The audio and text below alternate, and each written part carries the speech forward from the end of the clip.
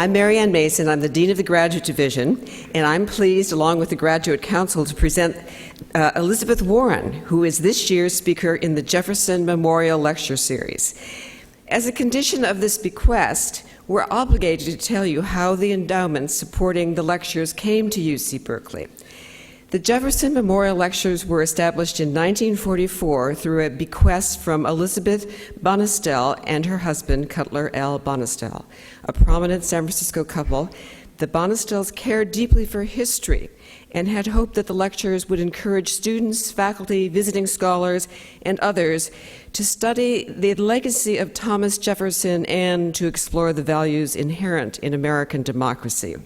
Past lecturers, Ambassador Jean Kirkpatrick, Senator Alan Simpson, Representative Thomas Foley, Walter Lefebvre, and Archibald Cox have delivered Jefferson Memorial Lectures on early American history, about Jefferson himself, and on American institutions and policies in economics, education, and the law. And now a few words about Elizabeth Warren, one of America's leading commentators on consumer issues in the law. Elizabeth Warren has been an outspoken critic of America's credit economy, which she has linked to the continuing rise in bankruptcy among the middle class. No one in the audience, I'm sure. Her critical analysis of Congress's latest revision of America's national bankruptcy law has received wide attention in the media, as well as in academic and policy circles. At Harvard Law School, Warren's courses include contract law, bankruptcy, and commercial law.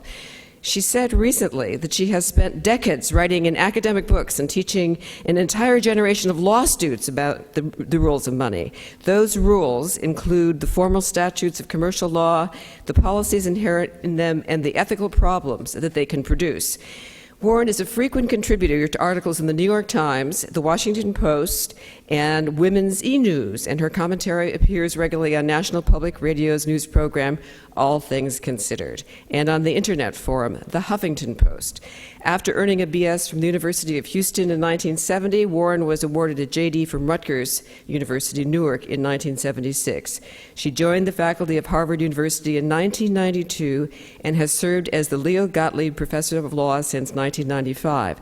Prior to Harvard, Warren taught at the University of Pennsylvania Law School, the University of Texas Law School, the University of Houston Law Center, the University of Michigan, and Rutgers School of Law.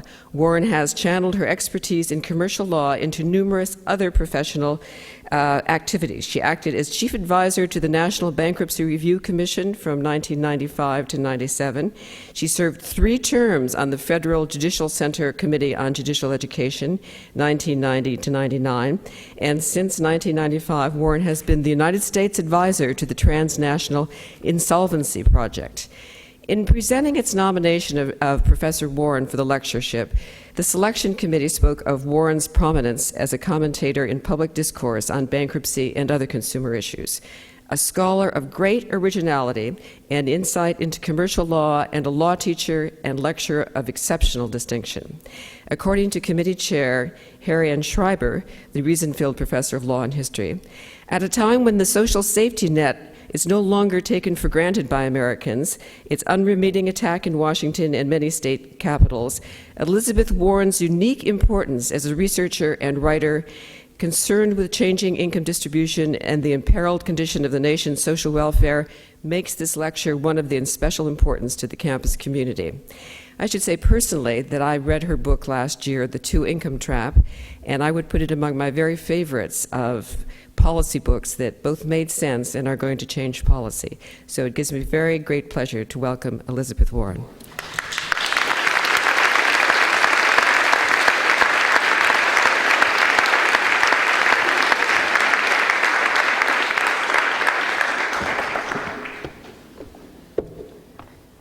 Thank you, Dean Mason. Thank you, members of the Berkeley faculty, Berkeley students, and Berkeley friends. It's an honor to be invited to give the Jefferson Lecture, especially to follow in the footsteps of such esteemed people. And it's also a particular pleasure to be here. I appreciate the hospitality that has been extraordinary, and the good weather. Since I was on a plane that had to be de-iced before it could take off, it really does seem that I've landed in heaven. So So it's a special treat to be here today. I want to say I like to talk about the things that I care about and that I'm passionate about.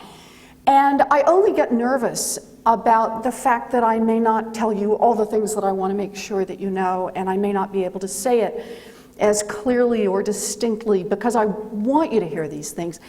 But today I feel a special anxiety as I get ready to do this because the only two conversations that I have had running throughout the day today have been how appalling it is to use PowerPoints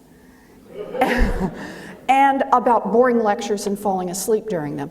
So, you know, having my confidence boosted before I came in here, I will approach this somewhat gingerly. What I wanted to talk about today is I wanted to start by talking about what I think is the single most important economic shift of the second half of the 20th century in the United States. And that is that millions of mothers poured into the full-time paid workforce. A woman in 1970 who had a 16-year-old child was less likely to be in the workforce than a woman in 2003 who had a 6-month-old child at home. It was a profound shift in America. The median family in America, married couple family in America, went over a 30-year period, median, middle, from being a 1-income household to a 2-income household, a significant shift. And so if we had known, let's say 30 years ago, 35 years ago, we've been sitting here in 1970, and as part of the Jefferson lecture, I'd had my crystal ball and I'd said, here's what's going to happen over the next 30 years. Mothers are going to pour into the workforce, take on full-time work. They're going to get better educations. They're going to have more work experience. Their incomes are going to rise. They won't get all the way to where men are, but they're going to make substantial advances. Now let's speculate on what the family will look like 30 years hence, that is in 2000, 2005, 2007.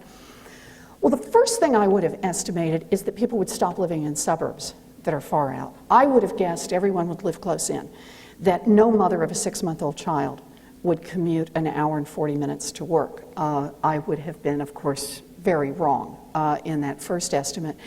The second thing I would have guessed is that families will be very wealthy. They're going to have lots of savings, no debt, and plenty of vacations, right? If you've got 2 people in the workforce, there's going to be a lot of extra income. They're going to be secure. There won't be a lot of bankruptcy, there won't be a lot of default, nobody's going to be dealing with debt collectors. That's what it's going to look like come the new era. So let's see what happened.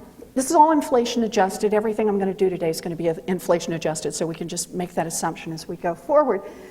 This is what happened to median income for married families, and this is going to be my period, to the extent the data permit it. It's basically going to be one generation.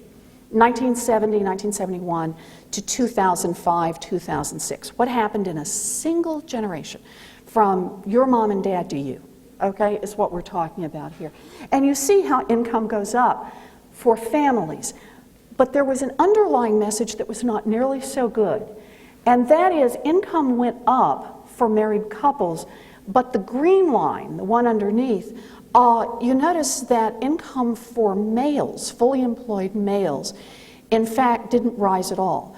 And if you actually look at the numbers, a fully employed male today, once we adjust for inflation, makes about $800 less than his father made a generation ago, talking about median earners here.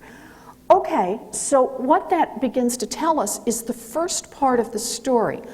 Family income rose, but as I said, it was rising only because women were going into the workforce. In other words, the bump we got is not a bump on top of the bump we were getting because men were also earning more over this period of time, as they had been in the 70 years that preceded, but is a bump that comes only because they put a second worker into the workforce.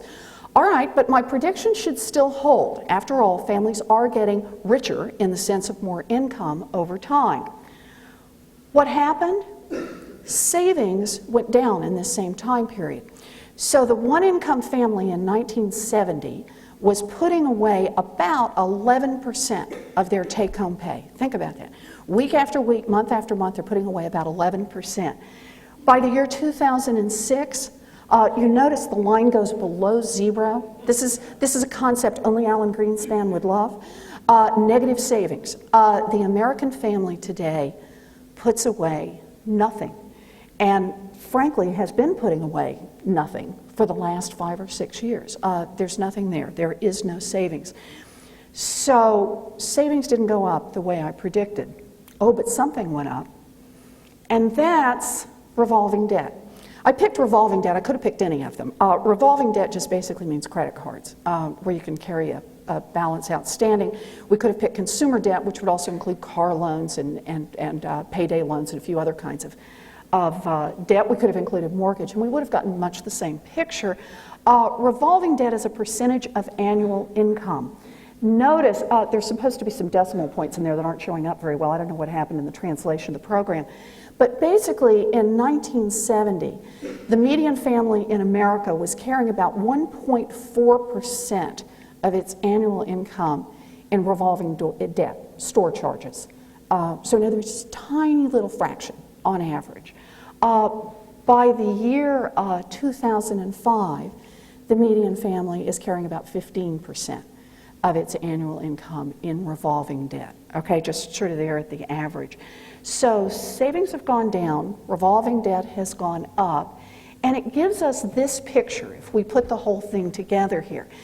And that is the left side, 1972. The family blue is saving 11% and carrying in debt about 1.4%.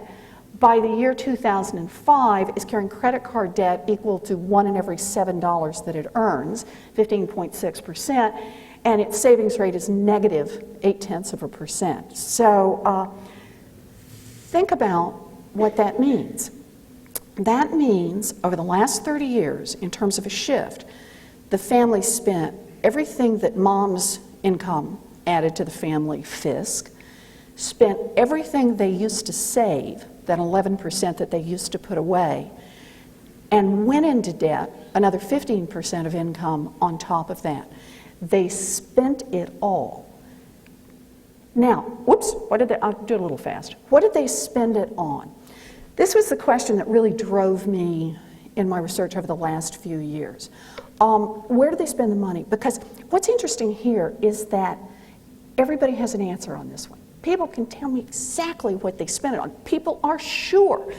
And so I found out the federal government has actually been keeping data on how Americans spend their money. This is done through the Commerce Department, large parts of this, and some of it's through the Labor Department. They've been keeping this for more than a century so that you can look at data on canned meat consumption going back to the late 1800s and early 1900s. You can check out alcohol consumption. You can check out cracker consumption. It's not all about food. It's about cars and rugs and furniture and all sorts of things that the government's been collecting data on.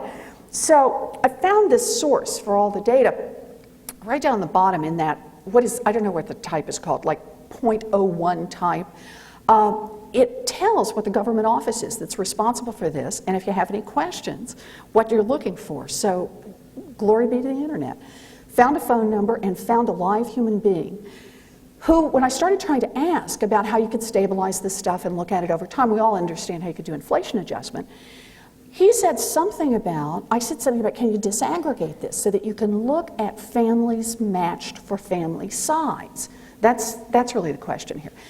And the guy said, he said, I guess if you cared, I could run the data. And, to someone like me, my little heart, starts beating faster, and I'm panting into the phone. And I said, you can actually run the data? He said, yeah. He said, what kind of family do you want to look at? And I said, I want to look at a mom, dad, and 2 kids. Because we have such variations. We have so many more one-person family households now and variations. I want to look at a mom, dad, and 2 kids. That'll help me stabilize both on age and family composition. I want to look at a mom, dad, and 2 kids in the 1970s, 1970, 1971. And I want to look at a mom, dad, and 2 kids in 2003, when I'm trying to gather these data. And I want to compare them. We'll lump together some expenses, and I want to be able to compare them over time. We'll adjust for inflation and figure out how much more people are spending. And he said, great. So he said, what's the first one you want to do? What's the first run? Because you've got to test this stuff out and see if you're getting it right. And I said, clothes. How much more people spending on clothes today? Because all I ever hear about are designer toddler outfits, right? The Gap, right? $200 sneakers, all the fancy things that people are spending on themselves and their children in terms of, we have a closet full. And look, I think this is probably right. I can't get a parking place at the mall. You know, all the dressing rooms are always full. So it must be that we're spending too much on clothing. So he calls me back when he gets the first data runs and emails them. And he says, okay, he said, I've got your number. And I said, good, what's the number? And he said, 32%. And I said, so they're spending 32% more. And he said, no, they're spending 32% less today than they spent a generation ago in inflation-adjusted dollars. And of course, you know, it's like one of these things. The first, I have to tell you, this is really awful. The first 8 times I talked with him after he gave me this one, I knew he had the numbers wrong. Finally, we ran this 6 different ways to Christmas, and I finally believed that the numbers were right. And then you start to think about it, well, you know, it makes sense. Everybody shops at discount today. Nobody pays full price in a department store. We import a lot more of our clothes than we used to. Men don't wear expensive suits except for my husband. People don't wear leather shoes. Little children wear sandals and go barefoot a lot, you know, on and on and on. And so the numbers hold. That clothing expenses for a family have gone down by 32%. So, okay, food, let's do food, and let's be sure to put in eating out. Because we all know, with mom not at home anymore, it's got to be that families are spending a fortune on eating out. And besides that, in 1972, nobody ate kiwis, and nobody paid for water, right? My grandparents would be appalled by this, right? So how much more is today's family spending on food than they spent a generation ago? Same sort of matching, including eating out. And the answer is they're spending 18% less on food than they spent a generation ago. And once again, welcome to the world of big box stores where people are buying on very thin margins, supermarkets. People eat a lot more pasta and they eat a lot less meat than they used to. There are lots of reasons that it's actually gone down in terms of what we spend on food. Okay, so I'm beginning to get the hang of this. I said appliances. Nobody had an espresso machine a generation ago. Nobody had a separate popcorn popper. No one had a microwave oven. And by the way, for each of these, one of the fun parts of being able to do research, you can't do this in a lecture, you can't burden a lecture with this, but it's to get all the quotes, to get Robert Frank and Julie Shore and all these people who are explaining why Americans are in so much financial trouble. And each time, of course, they're explaining about how much we spend on clothing, how much we're spending on food, and how much we're spending on appliances. So just in your own mind, pack all those in. And of course, you know where I'm going. 52% less on appliances than they spent a generation ago. And you get the rest of the pattern. Per car average, yeah, we can talk about SUVs, you know, the size of a living room and Corinthian leather or whatever it is you think, you know, with televisions in the back. The reality is the per car cost of owning a car in America has gone down 24% in 30 years.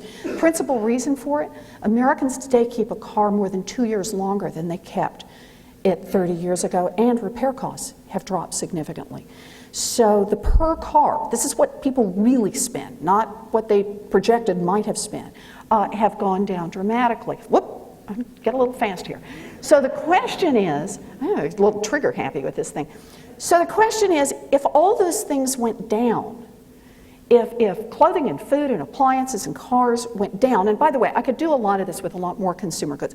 Electronics went up, surprise, surprise, $300, okay? Dog food went up. That one went up. Baby food went down. Cigarettes went down. Liquor went up. You should watch that. Dry cleaning went down. You know, the point is there's either wash or a negative in terms of kind of ordinary consumption.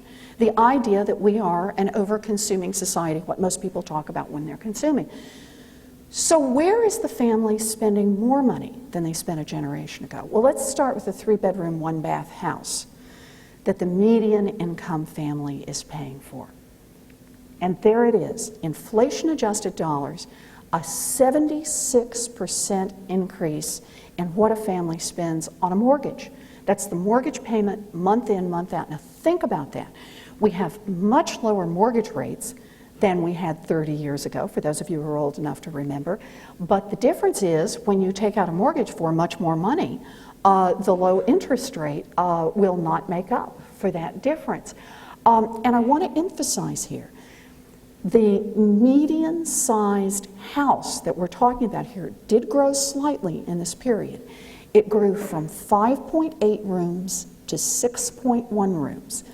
So this is not about, and on average, this family, this median family, either picked up a second bathroom or a third bedroom, but not both.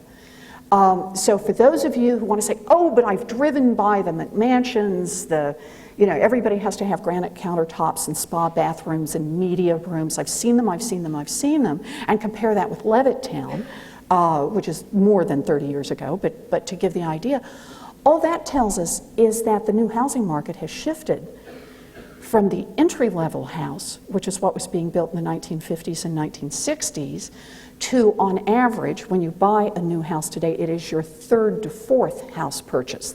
That is, you've moved up and moved up until you can afford this bigger house. In other words, housing is not being built for 70% of American families, it's being built for the top 20% of American families. That's what we see when we see the new construction that's underway. For the average family, today, they are about 50% more likely to be in a house more than 25 years old and have all of the attendant expenses for maintenance. But just looking at the mortgage, 76% more for a mortgage than they had a generation ago. Okay, what's the next one they spent money on? Health insurance. This is my family that's healthy. And my family, because I've loaded the dice here, that's lucky enough to have an employer who sponsors health insurance. So I'm going to make an apples-to-apples comparison of employer-sponsored health insurance. How much more does today's family pay? And the answer is they pay 74% in inflation-adjusted dollars more than they did a generation ago. Third one, cars, increase of 52%. Okay, Warren, how did you get cars both above the line and below the line? Well, I teach commercial law. But the answer is the median family with 2 people in the workforce has moved from being a 1-car family to being a 2-car family. Families living out in the suburbs, even if they keep a parent at home, can't get by on 1 car much of the time. They've got to have 2 cars in order to be able to get to the doctor, to be able to get to the grocery store. So families spend more because they have more cars than they used to have. Fourth biggest, remember, I've got my mom, dad, and 2 kids, and of course the big difference was mom was at home a generation ago. Today she is out in the workforce, is childcare. Now, I put childcare at 100% increase. In fact, you may remember from 3rd grade that you can't divide by 0, so I could have picked 1,000% or 1% or whatever I wanted to pick here. It is a new expense picked up by the 2-income family that was simply not there for the 1-income family. And we have one more expense, and that's taxes. What's happened with taxes is that progressive tax system, as mildly progressive as it is, the first dollar that the second earner earns is taxed after the last dollar of the first earner, so it means that the tax rate for this economic unit has gone up by about 25% in this period of time. Okay, so there it is, downs and ups. And I hope there are 2 things you notice about the downs and ups. The first one is the downs, frankly, are all smaller purchases than the ups are, and that's bad news. And the second is the downs are all flexible purchases. That is, lose your job, get sick, have a tough month with various expenses. You cut back on the down expense. Don't buy appliances this month. Don't, cut back on food. It's not that you quit eating, but there's a difference between macaroni and cheese and steak. Families have flexibility in all the things that shrunk. They shrunk the things where flexibility is. But look at those other expenses. Those other expenses are big, fixed, relentless expenses. And so this gets to what I think of as the heart of what my research is about up to this point. And that is what these families look like. And I do look at this the way a commercial lawyer does. If this were a little business, what these families look at. The single income family back in the early 1970s earned less money. That's the first thing you'll notice here, right? They're making about $32,000. This is all inflation-adjusted dollars again. And you notice, of course, they're making a whole lot more money, making about $63,000, but $73,000 in the early 2000s. So, but notice those 5 expenses that I gave you on the preceding chart. That's the part that's in red. The early family is spending right at half its income on these big fixed expenses, these expenses that are very difficult to cut down, to trim back, to cope with.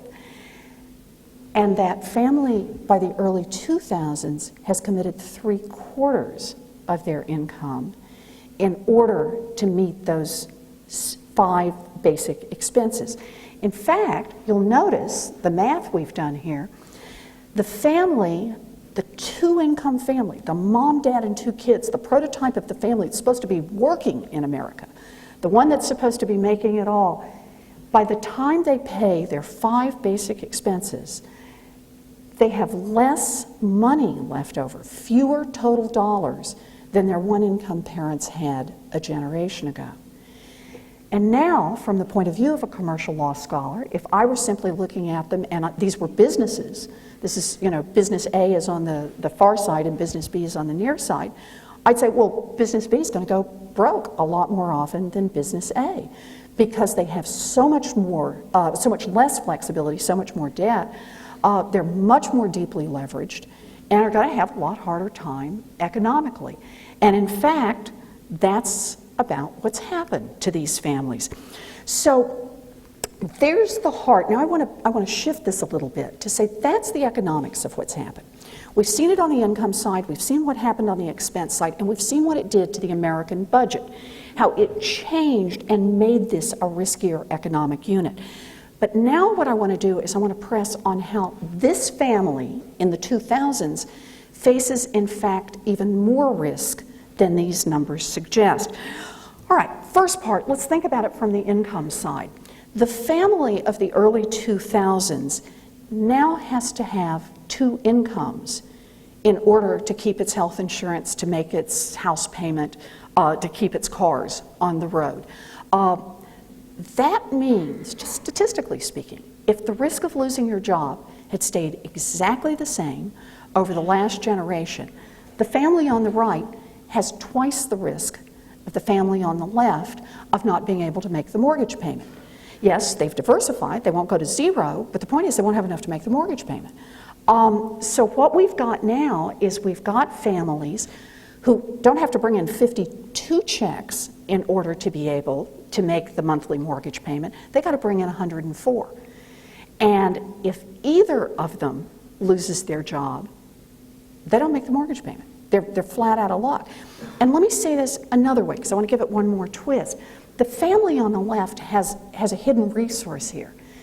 They have another worker, the added worker effect. If dad, and that's who it usually was, loses his job or has a heart attack and can't go to work for 3 months, the family on the left has somebody they can send into the workforce. Now, she doesn't make as much money as she does by the year 2000. She doesn't have as much education. She doesn't have as much on-the-job training. But, and here's the key, every dollar she earns is a new dollar. It's an unbudgeted dollar that was not part of what they originally had. So, for example, the family on the left that collects unemployment insurance, combined with the additional income that mom can bring in for a temporary period of employment, they got a chance. They'll go down some, but they got a chance to pull through and come back up on the other side. The family on the right, if something goes wrong, there's no place to go. They've already got their other person, not only at work, but already fully budgeted. They've already given up that income fully in order to survive. But the risk of losing your job, the risk of losing income didn't stay steady between the early 1970s and today. I draw here on Jacob Hacker's work. Some of you may be familiar with it, the Great Risk Shift. What Jacob has done in this is looked at a family's chance of a 20% or greater drop in income. And he starts back in 1970. Jacob is a good friend and will stick with the same years I want to go with. And he goes up to 2003, and you notice how income volatility has gone up in this period of time. So now we've got that family not only struggling because they got to have 104 paychecks, struggling because the odds that one of them will be laid off has gone up from where it was a generation ago. Okay, so that's where they are on the income side in terms of risk. This is risk that this little unit has to bear. Let's think about health. Okay, same argument I could make as before. They now have double the chance that somebody will be in a car accident and one of their two workers and won't be able to go to work and therefore make enough money to pay the mortgage payment. But this family now faces additional risks on the health side as well. What additional risks do they face? Well, I'll pop forward to one, and that is the increased odds that they won't have health insurance. Those odds have gone up over the past 20 years. But the ones I like to think about, I keep coming back to this one because it's my favorite slide. The ones I like to think about are that the world of healthcare has changed in 30 years. So let me just give you an example. In 1971, a woman who was healthy and gave birth to a healthy baby, ordinary delivery, non-cesarean, stayed in the hospital for 5 days after the day the baby was born. That's what insurance paid for, that's what the hospital expected. You could go home earlier if you wanted to, but you were entitled to 5 days in the hospital. If you had a cesarean, 10 that you got to stay in 1971. Anyone know what the numbers are? In 2006, 24 hours. Okay, 24 hours. And keep in mind, in some places that's by legislation because they were trying to push them out faster. How have we made gains in hospital efficiency over the past 30 years? You send home the sick people. It really works. There is a policy, we never want to talk about this in the United States. It's known in the trade, in the hospital trade, as send them home quicker and sicker.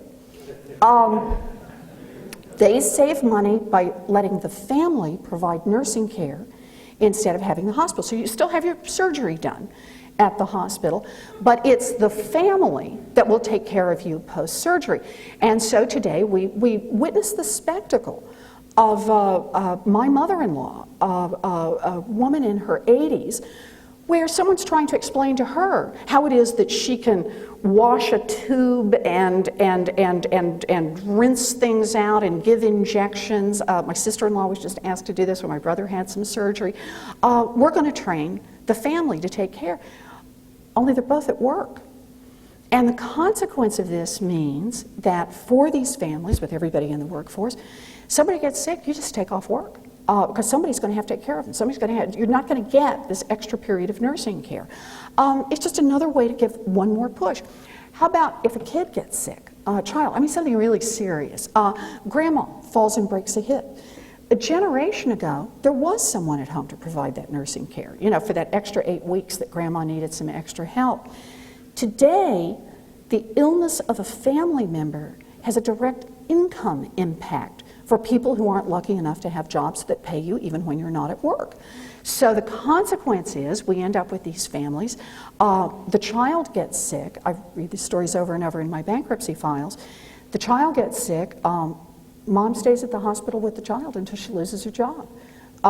There are income effects now from any illness anywhere in the family. So we end up with a family, once again, bearing more risk that someone will get sick. And, and we can just keep multiplying this. What are the odds of spending $10,000 in an emergency room today compared with spending $10,000 in an emergency room a generation ago?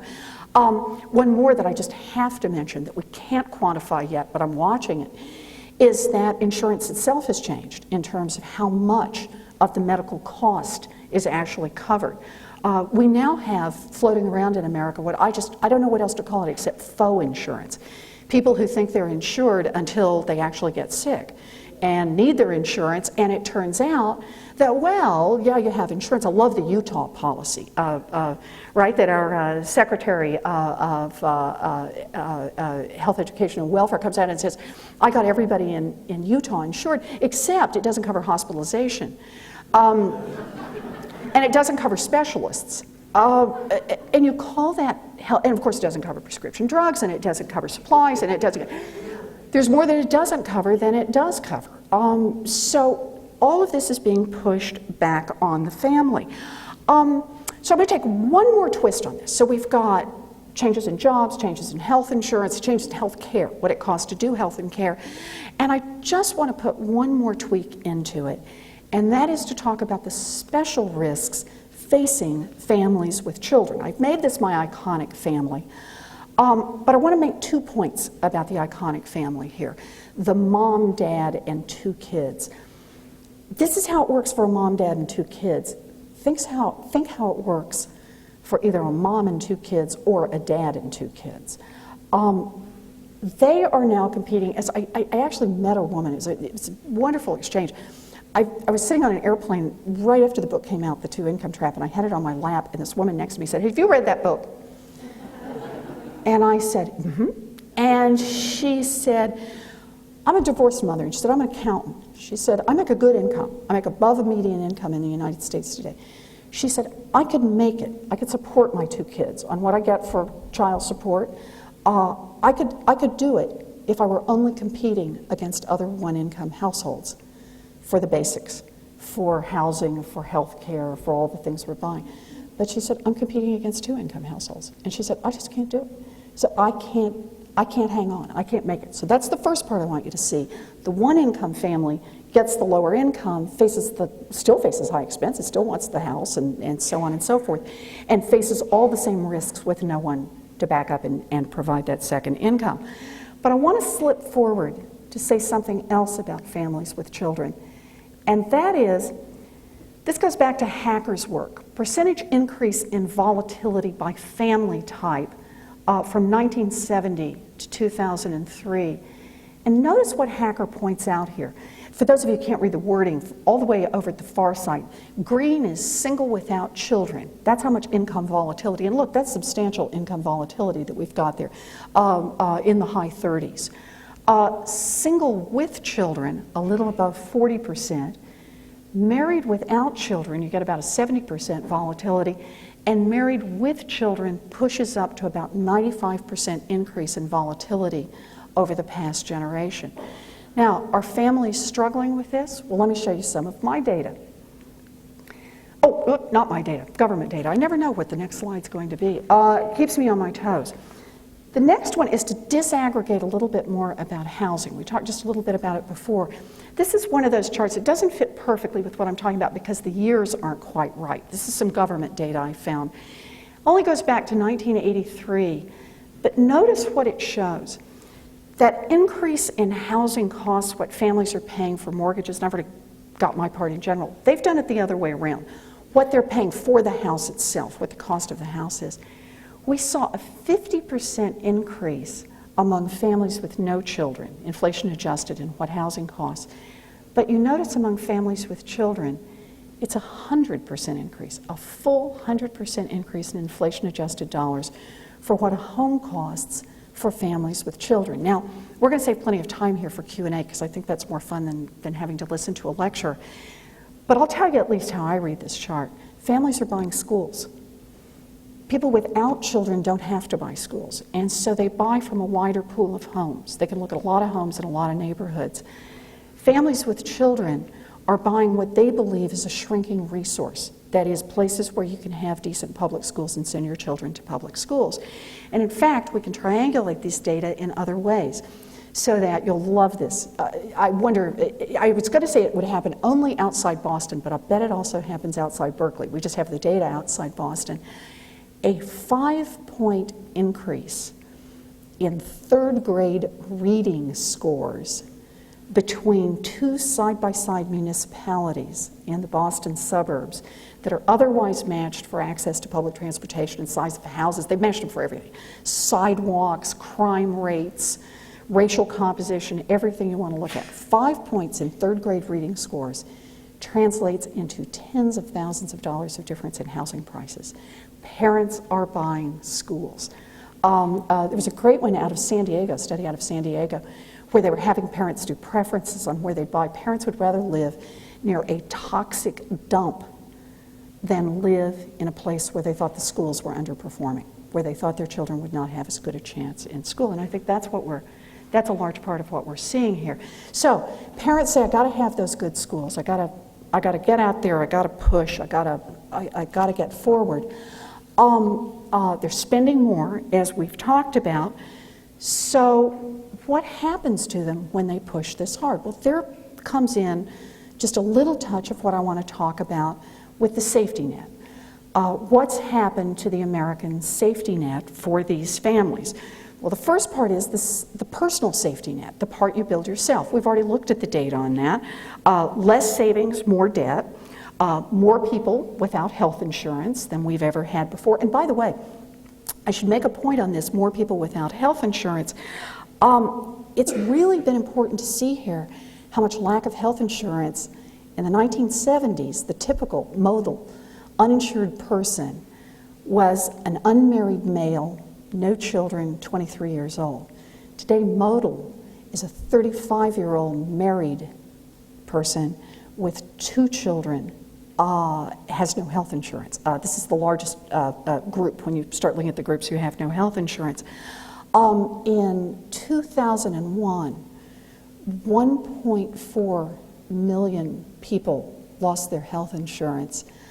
Of those, 800,000 earned more than $75,000 a year.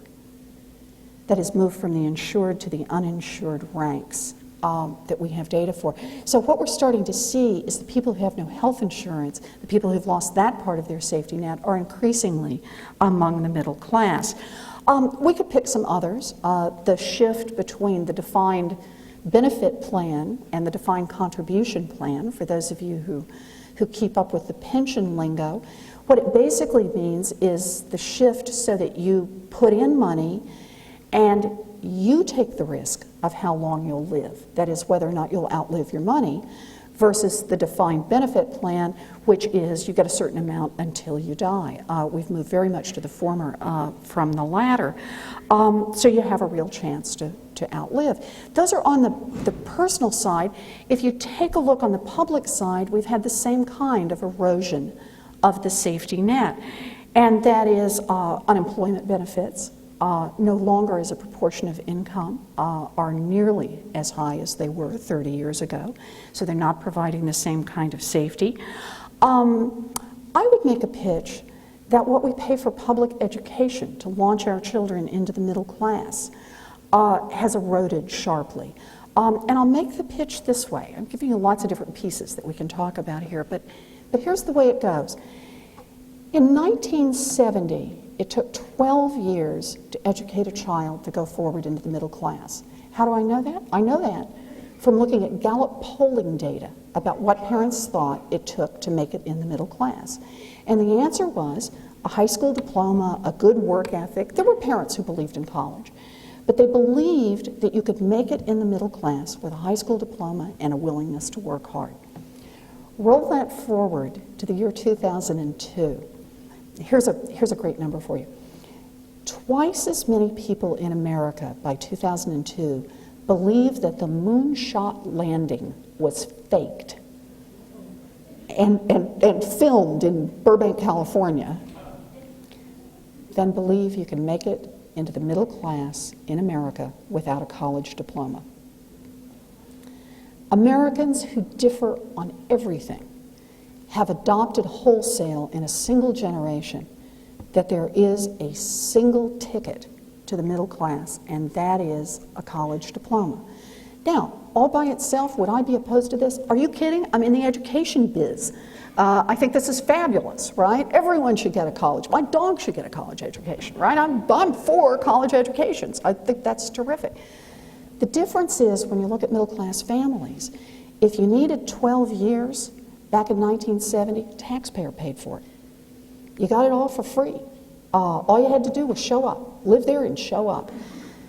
By the year 2000, right, if you need a college diploma, you got to pay for it yourself, by and large. Sure. Berkeley, other state-supported schools, I guess that means you guys are not paying any tuition. Room, board, books, right? It's not very much. I guess you borrowed maybe $1 or $2 in order to do this. But notice what that means. It means the launch, what the parents have to do to get this next generation into the middle class, has shifted from being something that everybody pays for, the taxpayer pays for, to something that only the families with children are paying for. I'll make the same point, by the way, on the other end of the education spectrum.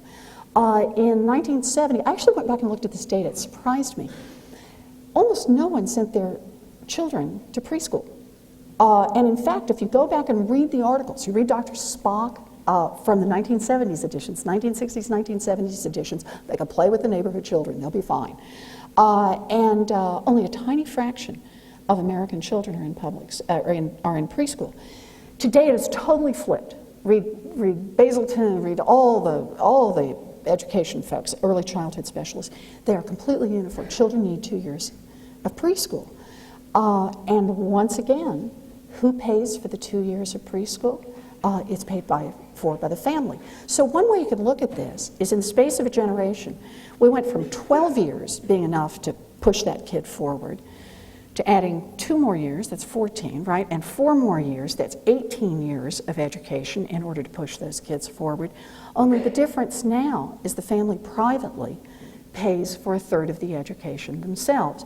And we could have some great fun with what the education costs. Recently, let's see, it's been about 3 years ago, Chicago, City of Chicago did a publicly supported preschool program, so there was already some tax dollars in it, but the parents had to pay tuition, and I always love this one. The tuition was larger than the tuition at the University of Illinois. That's what the parents were supposed to come up with to put their 3-year-old into the system that was going to get them the education that was going to get them ultimately launched into the middle class. So in that sense, we shrink part of what's available to support families with children so that they can move forward, so they can launch this next generation. So how have families responded to this? This is where I said I'll come to at least a little bit of my data here. Let me tell you about bankruptcy. What's happened with bankruptcy? What this one's about, I'll tell you what the bright colors are here. This is about bankruptcy filing rates per 1,000 in the population. And this is in 2000, 2001. I rolled these data for, it's about 2003 on these data. Married couples are the far one in the light blue. About 7.4 married couples per 1,000 married couples, so each is being within their own group, filed for bankruptcy. Unmarried men, about 6.3 per 1,000. Unmarried women, about 7.2 per 1,000. But the trick here for all 3 of these groups is they are all childless groups. So I've got them all, you've got them in their graphics, they're couples, men, women alone, women alone, and none of them have children. These are the bankruptcy filing rates in the United States in the early 2000s. Now let's add in children. Turquoise again is married couples, only this time with children. The filing rate has jumped to 15 per 1,000. And among married women heads of household, no husband in the household, it has jumped to 23 per 1,000. You notice, by the way, unmarried men with children fall out statistically because there aren't enough to be able to say something that's statistically valid about what's going on here. So what this one tells me is that families with children are under enormous financial stress.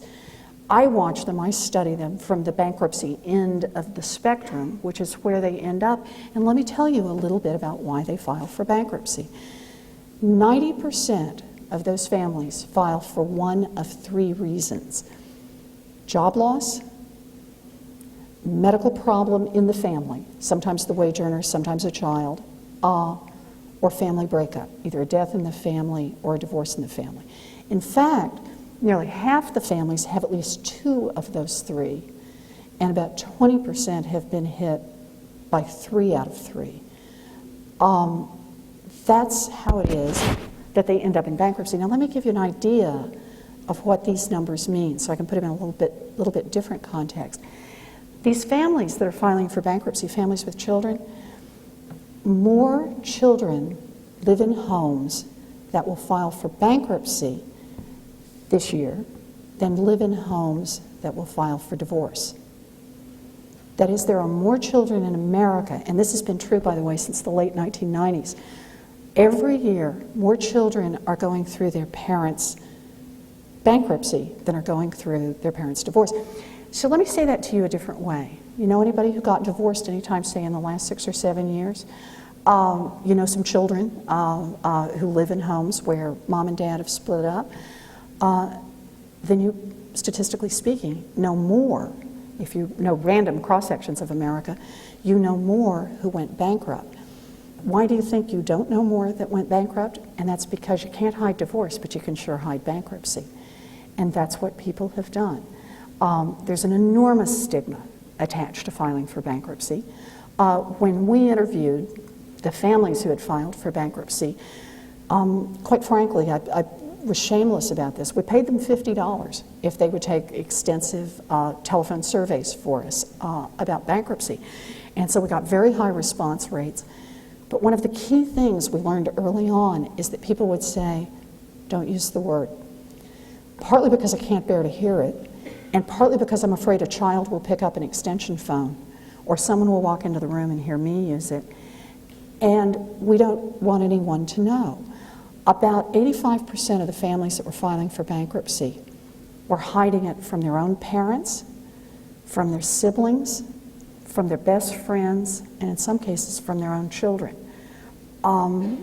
Many of them said they had other stories. Yeah, they were giving up the house and moving in with Bob's mom because Bob's mom's health was not good. Yeah, that's a story you can tell. We're moving across country because there are better job opportunities. Yeah, they're moving across country hoping they can get a job, but going to live in rather reduced circumstances. So those are the families who are filing for bankruptcy, in part the reflection of what's happened to this safety net.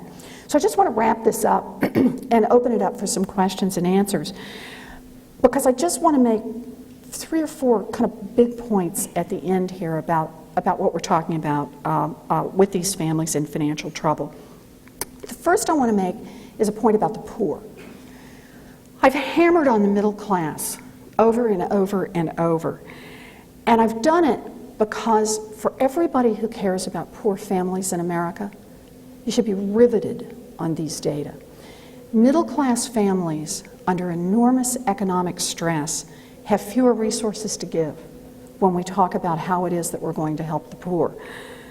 More importantly, they frankly have less appetite to give. When they see themselves as already stretched, when they see themselves facing foreclosure notices and bill collectors, they back off. And more critically, a middle class that looks like this, a middle class where people are falling out and into poverty, is a middle class that has less room to bring the poor up and provide them the opportunities to join the middle class. I think people who talk about the intractability of poverty now are absolutely right. There are social issues far beyond my expertise. But this is an element of it that no one's talking about. There's no place for the poor to go, and not much help coming from the middle class today compared with even a generation ago. The second point I want to make about what these data speak to me about is that I fear we're moving from a 3-class society to a 2-class society. America has always been sort of one of those perfect distributions. Some poor, some rich, and a big, big, solid middle class stuck right there in the middle. Americans identify with the middle class. It affects our democracy. It's part of what gives us our political stability. It's what affects our economy and drives our economy. It affects our self-identity. It affects who we are in this world. But I fear that what's happening and what these data are about is that we actually are going to see a larger upper class. We're seeing that, not just the rich, but the sort of rich. The ones who have those same jobs, bringing in 2 incomes, who don't get sick, who don't lose a job, who in that income volatility, who in the things that go wrong in the medical world, who don't divorce, who don't have a death in the family, who don't hit any of life's bumps, they stay with the upper group. They put away some savings, they don't get deep in debt, they do okay.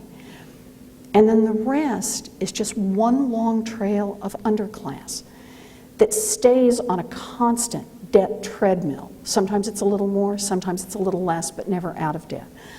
Never any real economic security. I could change my metaphors. People who are just constantly living on the edge of a cliff. Some falling over, some scratching back up a little, but never with the kind of security that for the first 3/4 of a century we associated with being middle class. I worry about what that means.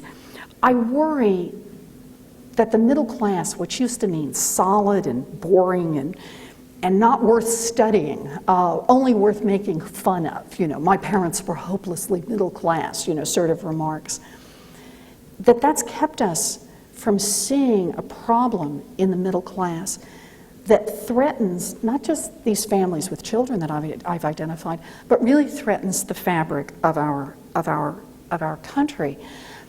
We have a middle class today that is newly weakened. And I think what this means is that it's time to realign both our academic and our political interests and alliances to talk more about what's happening to these families. So with that, I'm going to quit and take as many questions as people have.